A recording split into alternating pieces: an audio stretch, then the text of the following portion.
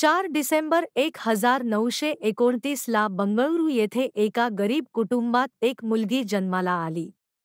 तिचे वडील सर्कसमध्ये काम करायचे, पण या गरीब कुटुंबात जन्मलेली ती मुलगी पुढे जाऊन द ह्युमन कम्प्युटर या नावाने ओळखली जाईल असे कोणाला वाटलेली नसेल. तिचे नाव शकुंतला देवी आहे.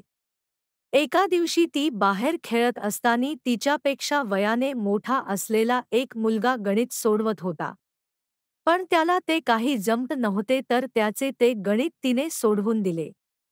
तो थक्क झाला. त्याने मग मुद्दाम तिला अजून गणिताचे प्रश्न विचारले. तिने प्रत्येक प्रश्नांची बरोबर उत्तर दिली. तो थक्क झाला.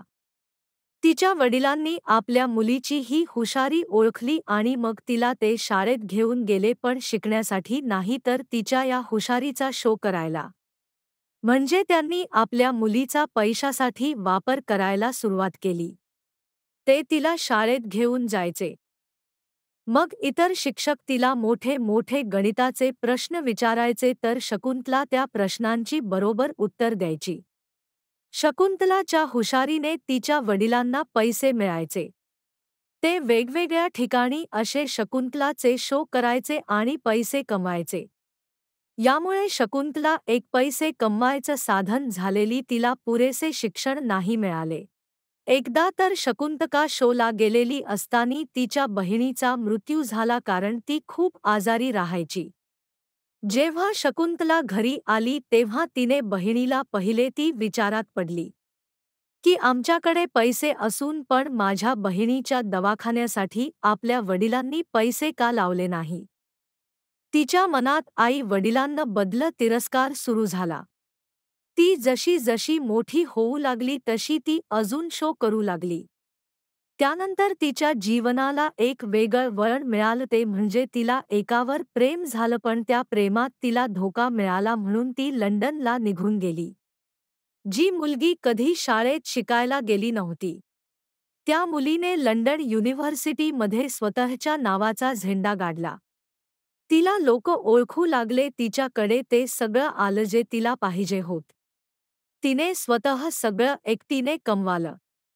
एकदा असंच लंडनला तिच्यासोबत स्पर्धा झाली. ती स्पर्धा तिच्यात आणि कम्प्युटरमध्ये होती. पण तिने विचारल्या जाणाऱ्या प्रत्येक गणिताची बरोबर उत्तर दिली, ते पण कम्प्युटरच्या आधी. पण एक प्रश्न असा विचारला गेला ज्यात तिने उत्तर द्यायला 24 सेकंद लागली आणि कम्प्युटरने लगेच उत्तर दिले. पण कम्प्युटरने दिलेले उत्तर हे चुकीचे होते असं ती बोलल्यावर तिच्यावर कोणी विश्वास नाही ठेवला. पण खरंच त्यावेळी कॉम्प्युटरची चूक झालेली हे सिद्ध झाले होते. त्यामुळे तिला द ह्युमन कम्प्युटर बोलले जाऊ लागले. पण या स्पर्धेमुळे ती अजून प्रसिद्ध झाली. वर्ष 1969 मध्ये शकुंतला यांना वुमन ऑफ द इयर पुरस्काराने सन्मानित करण्यात आले. त्यांना रामानुजन पुरस्काराने देखील सन्मानित करण्यात आले होते. गिनीज वर्ल्ड रेकॉर्डमध्ये देखील त्यांचे नाव लिहिले आहे. आज ज्या प्रसिद्धीच्या शिखरावर आहेत अशा या शकुंतला देवी यांनी ही खूप संकटाचा सामना केला आहे. गणित विषयाची आवड खूप कमी लोकांना असते. अनेक जणांचे मत असते शाळेत शिकलेल्या गणिताचा व्यावहारिक जीवनात कधी वापरच केला जात नाही. मात्र अशीही लोक आहेत ज्यांनी संपूर्ण आयुष्य गणितासाठी वाहिले. यापैकीच एक होत्या शकुंतला देवी.